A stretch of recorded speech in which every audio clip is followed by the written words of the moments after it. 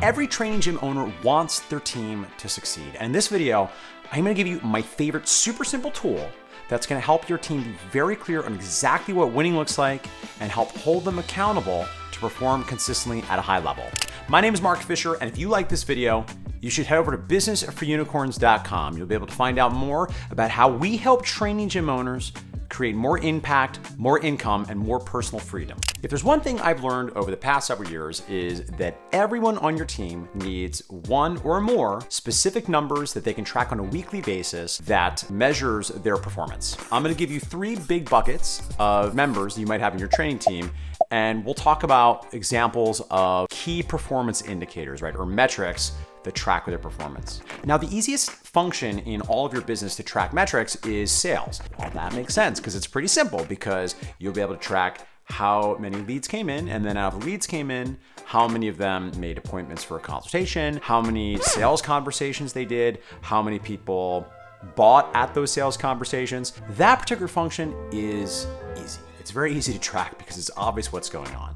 Now, the next bucket I think we should unpack is what might key metrics look like for trainers. If you can find a way to get some kind of weekly feedback surveys about members of your team, either a scale of 1 to 5 or 1 to 10 on their overall performance, if you're getting that feedback from your clients, that is awesome, because essentially you're taking what is their subjective experience and then you're making it quantifiable. Another metric that you could track for your training gym owners, and this is very easy to do in most of the booking platforms, is utilization. Out of the number of sessions available for your coaches in either your classes or your training sessions, what percentage of them get booked up and what percentage goes unbooked? This is an example of a metric that by definition is not perfect, because of course, if someone is training at prime time, they might have a very big sold out class just by dint of it being 6:30 on a Monday, when it seems everyone, at least in America, all wants to train. Did you ever notice that? Hey, I'm a person in the world. You know when I like to train? Monday, 6:30 p.m.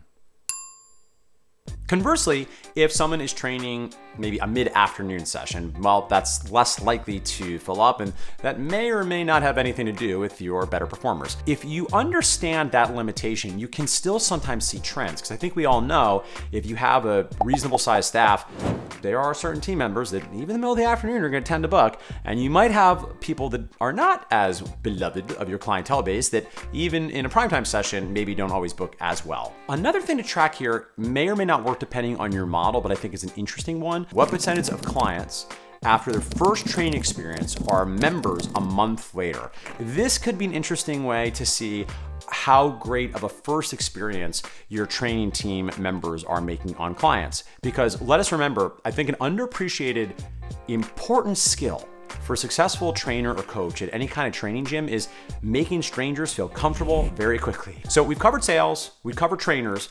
The third bucket, oh gosh, this one is the trickiest I can see, and that is operations. So if you have a general manager, here's what gets interesting. At that point, if this is an individual that is responsible partially to drive revenue and partially to control expenses, you might then be able to track their performance to some kind of monthly profit goals. I would suggest, if you're looking to potentially move someone into the position I like to call the sous chef, or the hand of the king, now this could be a way to really incentivize them to have skin in the game for the overall performance of the business, which in turn could allow you to have more personal freedom. Now, appropriately, you're gonna have to give up a little bit more of the pie here, because this somebody's taking on some of your responsibility, but it could also mean that you have a little bit more personal freedom in your gym, which is kind of the point of this channel.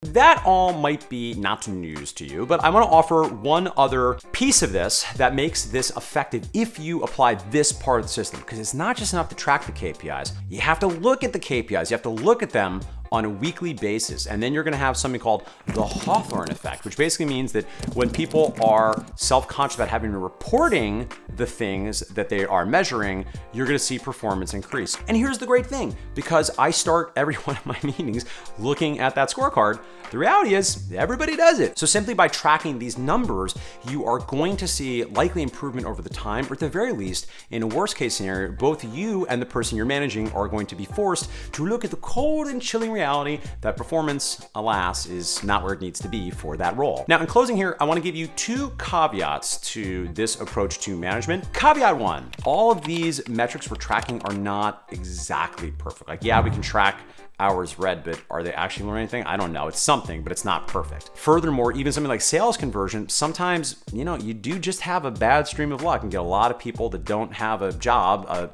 doing your low barrier offer. Number 2, caveat, what gets measured gets managed, but you can't always measure the things that matter most. So to be clear, I'm not saying the only thing that matters are numbers, but what I am saying is this: you want to have at least 1 to 3, maybe more, but 3 is probably good, weekly metrics you're tracking for every single person on your team, and you just want to acknowledge to yourself and to them that these numbers are by definition imperfect, but they're still valuable. They still give you an important piece of data, because what I would offer to you is if you don't have any quantitative numbers they're tracking, you're really just left with the discretion of the manager, which needs to be considered, of course, but by definition is going to be subjective and in some ways even more imperfect than the numbers and that kind of data. All right, training gym owners, if you like this video, you know the drill. It would mean so much to me. Help fill the hole inside that my parents left me and validate me. Like, subscribe, and share, because I really want to get this channel out to the whole wide world. I hope you can tell I'm putting my whole heart and soul into this, because I want to help fitness business owners be successful doing this thing we all love to make a better society and create a wonderful life for themselves and their families. I'll catch you next time for more actionable tips, psychological frameworks, and yes, philosophy.